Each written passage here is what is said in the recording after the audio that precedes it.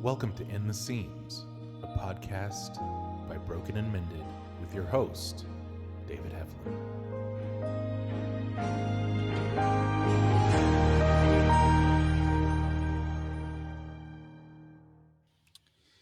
Well, hello, my name is David Heflin, and I am the host of In the Seams. And I want to welcome you back to our podcast today and have an opportunity once again to have another interview with this time with Emily Maurits, who is talking to us all the way from Sydney, Australia. And so we're excited to have Emily. I wanted to share just a little bit about how I know Emily, how she came in contact with our ministry, and then we're going to have a conversation. uh, I don't know exactly when it was that I saw Emily's blog called Called to Watch, and you can find that at calltowatch.com. And I think I might have discovered it initially through Twitter. Uh, but in any case, I was encouraged to see a ministry that was dedicated to helping people who are watching those who are going through chronic pain and chronic illness, because it is most definitely an overlooked population. I know that I was at that time just starting my ministry, which was, of course, focused on people who are chronically ill or going through chronic pain. But I was seeing from my own experience, my wife and my kids and others around me, how their life was impacted through what I was going through, and who was ministering to them. And so that was what kind of got me excited to know about Emily's ministry. And Emily actually came to one of our support groups through Zoom. This is back before the pandemic, before everyone was doing Zoom. And we had her share a little bit about her ministry and make a presentation there. And that presentation ended up being in our leader's guide, which is created to help people start support groups anywhere, at least anywhere that is English speaking at this point. And so Emily has made I guess you could say, a permanent contribution to this ministry, which we are very grateful. And also, I've seen some of her work in regards to being an author. And so I just wanted to bring Emily on and talk to her a little bit about just the particulars of her ministry, the unique contribution that it makes, and a little bit about what she's up to as an author too, because I think that's very exciting. So Emily, thank you so much for being with us today. No, thank you for having me. It's a privilege. Yeah, absolutely.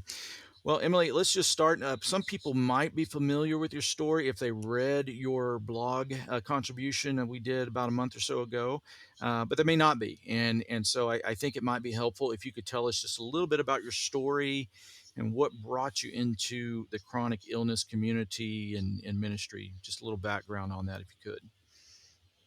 Yeah, of course. So I grew up in a family where my mum had always been chronically ill for as long as I'd remembered. She had a host of autoimmune conditions and other long-term illnesses, and so in one sense, there wasn't a time where I don't remember being involved in that community. But I think um, as I got older, I realized this was something that felt like it set me apart from my peers. I didn't know many people who were in that position where they weren't sick themselves but were watching someone else struggle daily. And I guess felt that helplessness and maybe even that responsibility, that longing to see their loved ones happy and well, and just struggling with what that looks like when illness is in the picture. And so I remember being a teenager and Googling, is there anyone else like me? Right. Are there any resources out there, particularly from a Christian perspective? What does it look like to be a Christian in this situation and to love, to bear someone's burdens, but also acknowledge that you can't fix the situation. And so at that time, now I'm grateful that a few other resources and things have popped up. But at the time, I couldn't find anything. So that was a struggle for me. Then, when I was in my early 20s, my younger sister was diagnosed with a brain tumor. She was in hospital for 3 months and she had ongoing complications. And so suddenly there was a second person in my family who was living with a chronic condition. And out of that, I realized that if there were no resources, I'd have to create some. And I'd done a lot of thinking by that time about what it looked like. And so I launched the website Called to Watch and began posting articles on there to try and create at least a little bit of online community where people could say, hey, me too. Right, right. And about how long ago was it that you launched that blog? I think about 2017. 17. Okay. So you've been at it for Yeah, over 5 years, or just about over five five years. Okay. years. Yeah.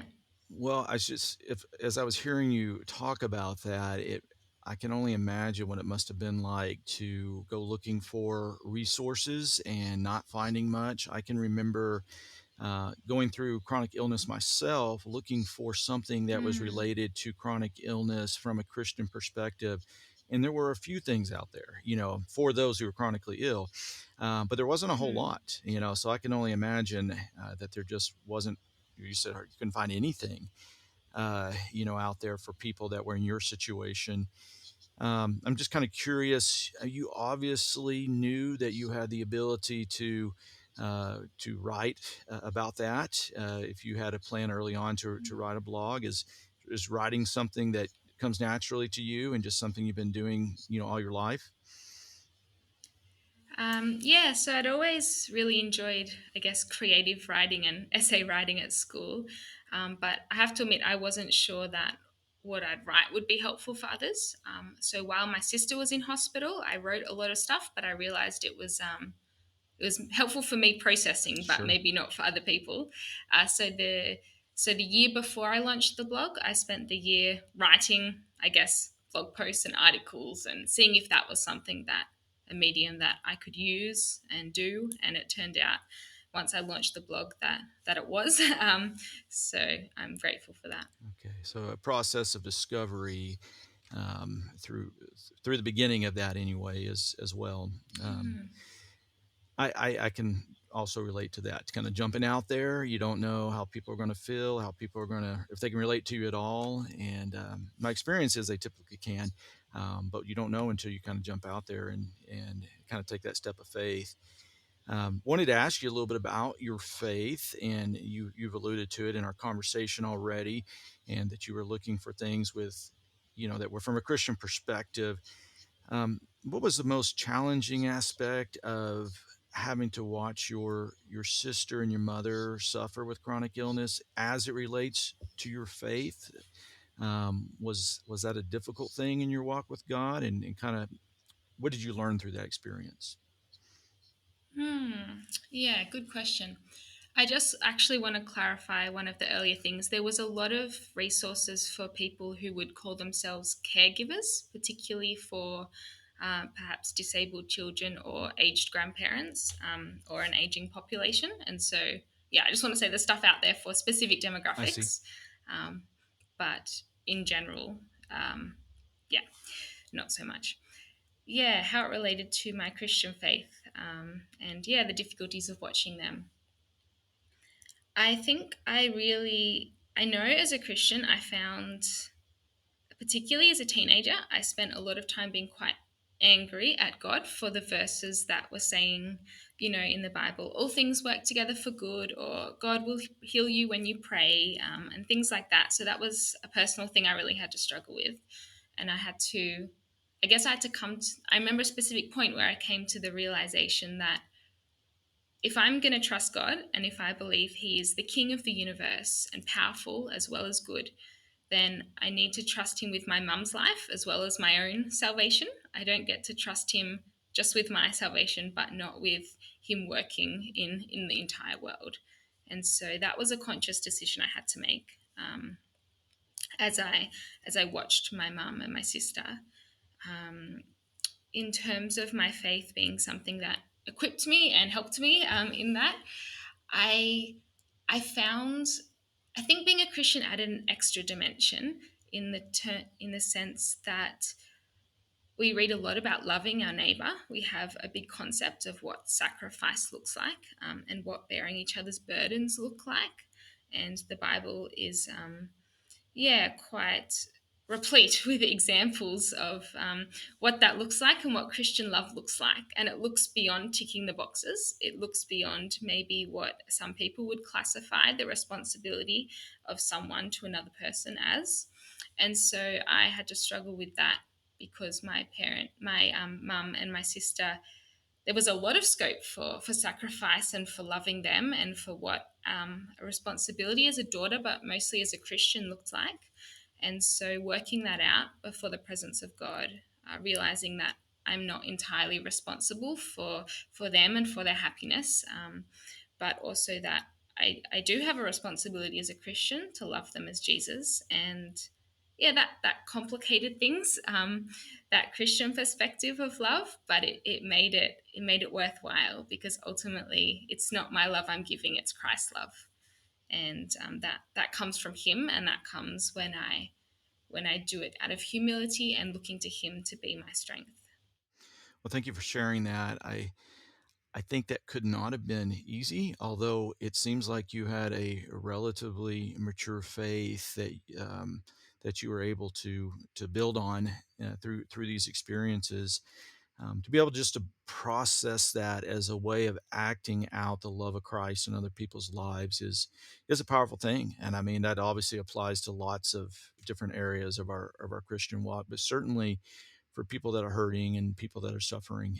And so I appreciate you sharing that. I was kind of curious as you were talking about your faith community if they were helpful in this process because they kind of help shape our expectations. For example, I know some faith communities where if you're chronically ill or you're sick, there's something wrong, defective about your faith. And we have to sometimes in Broken and Mended help people overcome that stigma because I don't believe that's true at all.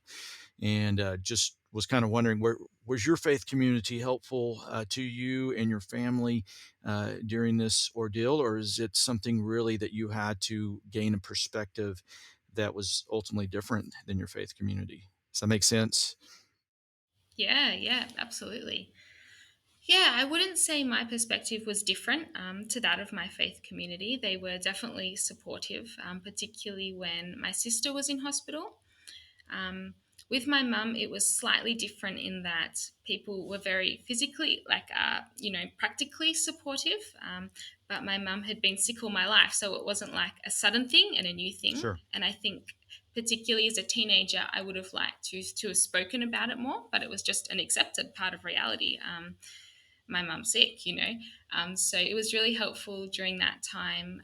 I had a close mentor who was able to walk with me through that and was able to ask those questions. And that was really important to me. And just a few books I read at that time were also helpful. There's a fictional series called The Hawk and the Dove, and it talks about um, how Christ, it just has this beautiful picture of loving one another and how Christ came down to earth and walked and suffered and knew what it was to be human. And so we're not alone in that. And it's not something that's outside of the faith and the Christian experience. And those things were together very transformative for me and meant that equipped me to have those conversations eventually. The Hawk and the Dove. Yeah, Okay. it's by Penelope Wilk. Okay. And is that something that all ages could enjoy? Is it directed more toward young people?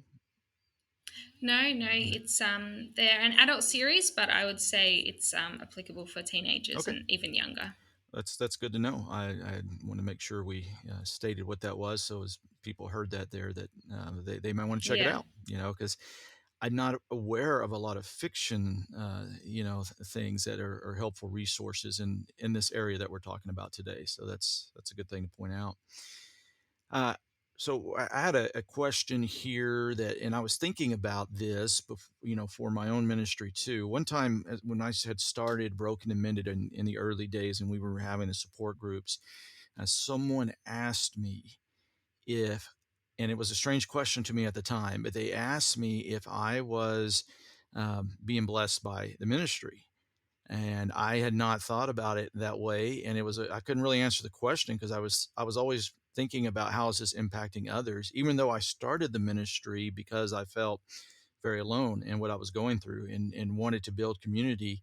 But I found it maybe difficult, and maybe I had to learn to kind of give God the reins and in order that He could also bless me. And so, just sort of wondering your own experience with that, as you have had with your ministry Call to Watch, what is a way your ministry has given back to you or minister to you, or has it been able to do that for you? Because obviously you've given a lot to others through what you're doing. How has it given back to you?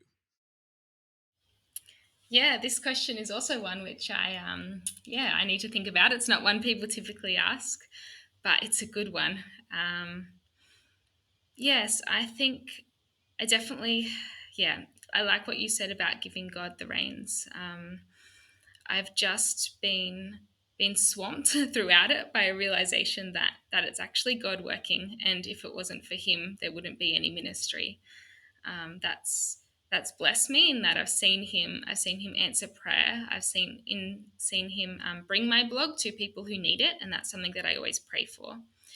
I've seen him put me in contact with people like Broken and Mended, like Chronic Joy is another American organization, and just other people who have created that sense of community that I was praying for. And I didn't expect that I could never have engineered by myself at all.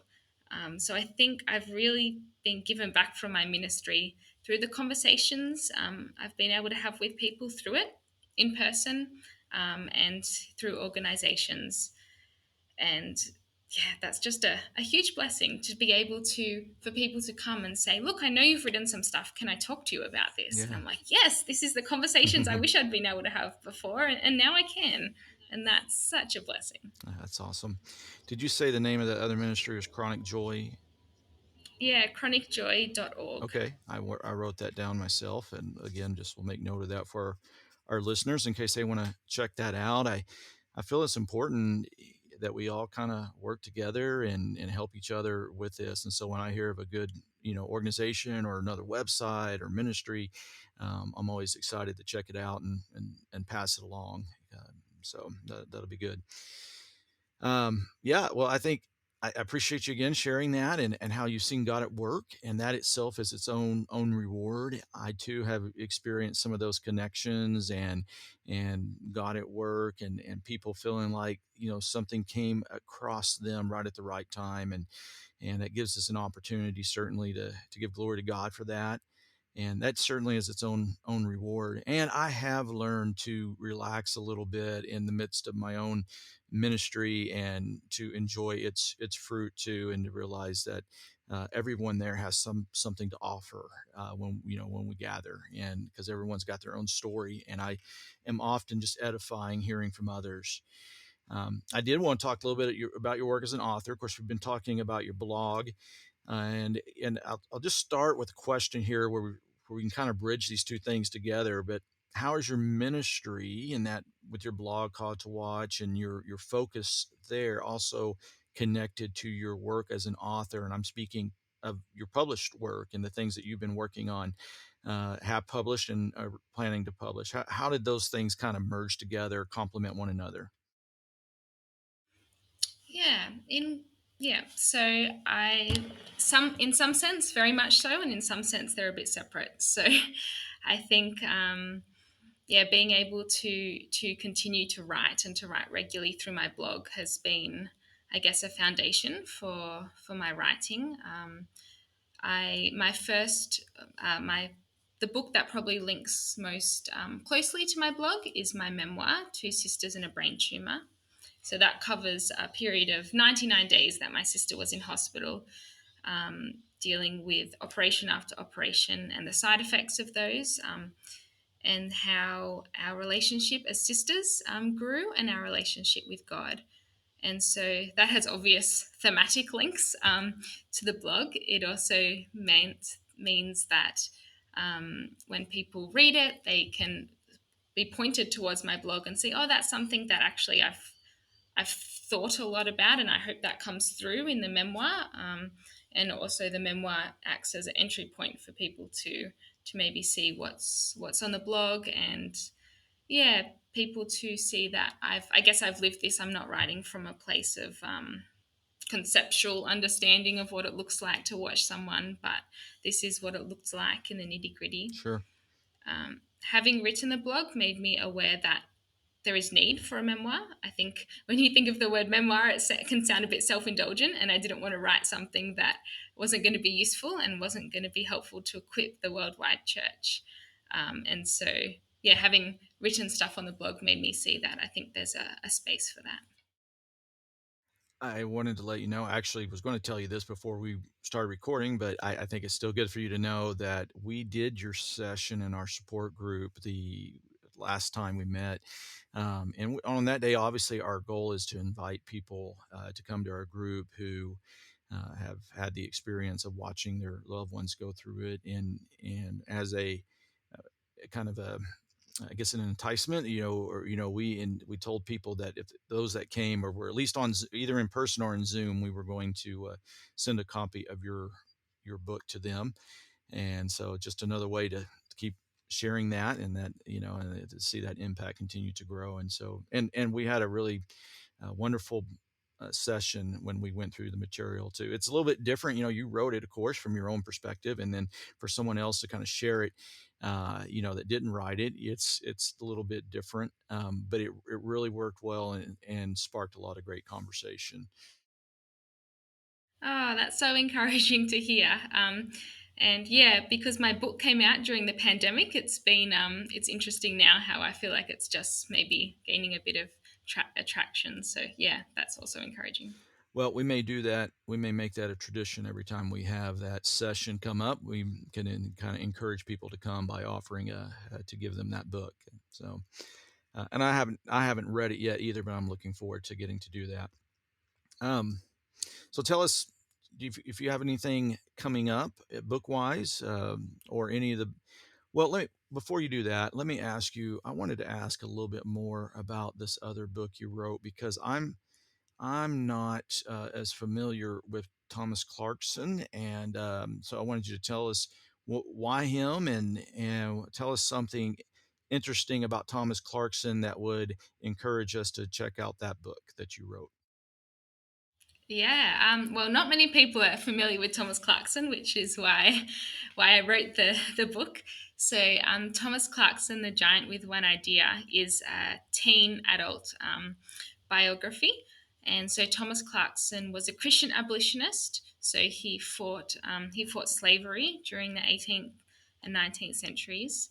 And I was inspired to write it because I saw the film Amazing Grace about William Wilberforce, and there's a guy in there, and he's Thomas Clarkson. And I was like, oh, I wonder what's written about him. And so it turns out the Thomas Clarkson portrayed in the film is perhaps not particularly accurate, Okay. though it's a an exciting portrayal.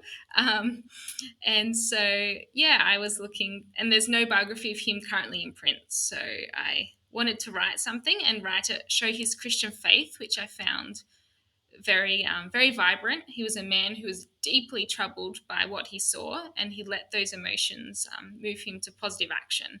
And so I was really encouraged by that. Now, in the movie, I've seen the movie. We own it, and have Yeah, seen it several times. And is he the one who takes him down to see the slave ships? And I guess remind yeah, me of his character a little bit in the movie.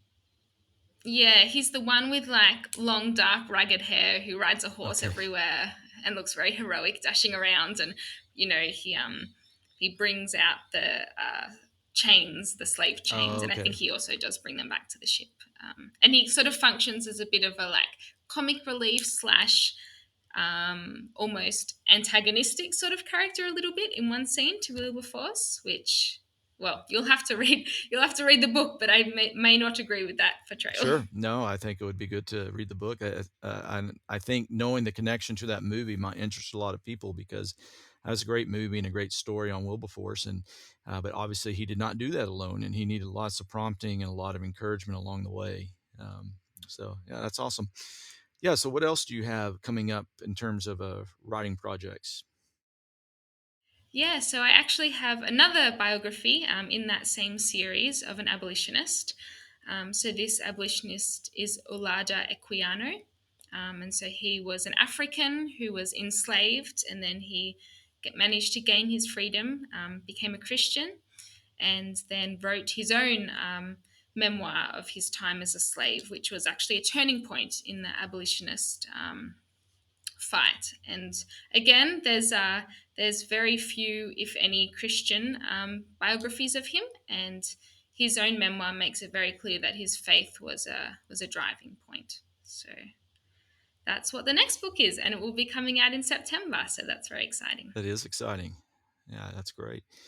And what else, or anything else that you would want us to know about that's coming up in relation to ministry or books or projects or something that you're excited about for the future that you're working on? Yeah, I'm in my final year of a Master's of Divinity. So I'm currently working on my thesis project. So that's very exciting, and it's about how we can live out our hope in God's kingdom in our everyday life, but how fiction impacts that. Oh, wow. So I guess if you think back to the fictional stories that really impacted me as a young person, and so, yeah, I'm excitedly working through that. I'm also excited because will have a few opportunities coming up, to speak to specific church congregations or ministry groups about life during hard times, about looking for that hope, about watching people and what that looks like as a Christian. So I'm excited for that because it's one thing to write for a very broad audience, and it's another thing to tailor your words to an audience who is going through tough times. And yeah, just it's so exciting to be able to speak the hope that we have as Christians and say, I've been there and it's tough, and but God is good. So Yes, he is. that's exciting. Yeah. Well, it sounds like God is opening up a lot of opportunities, a lot of doors for you, has done so and is continuing to do so. So I'm excited to hear about that. I'm always excited to follow your ministry wherever I can, and thankful for the connection that God has created between us and our ministries. And we're always going to be, as we have opportunity, letting people know about what you're up to and how that might benefit them and their family members. And so, thank you for what you do, and uh, just very glad to have had you on the podcast today. Likewise, it's been such a privilege to work through Broken and Mended, and I've been so encouraged by the groups that you're running and the work you're doing in equipping the church in this much needed area. So, thank you. Yeah, it is much needed, isn't it? And bringing awareness to these issues, and just helping the church as a whole learn to listen and be responsive to those that are hurting in helpful ways, not additional hurtful ways, as unfortunately has happened sometimes. But so I think that's an important aspect of what we're all trying to do as well. Um, but I think we'll go ahead and bring our conclusion, or I'm sorry, our conversation to a close. And I want to again thank everyone that is listening out there. And we're going to have another one of these conversations here in another week or two. I have one planned, and like to be able to do those as much as we can. But certainly thankful for everyone for listening. I want to remind you that you can go to brokenandmended.org and find out information about our ministry and our support groups there, or you can just follow the ministry, the blog, or the podcast as well, which is also on the webpage, as well as check us out on social media, our Facebook group, and so forth. So hope you'll have opportunity to do that, and look forward to being back together in the near future.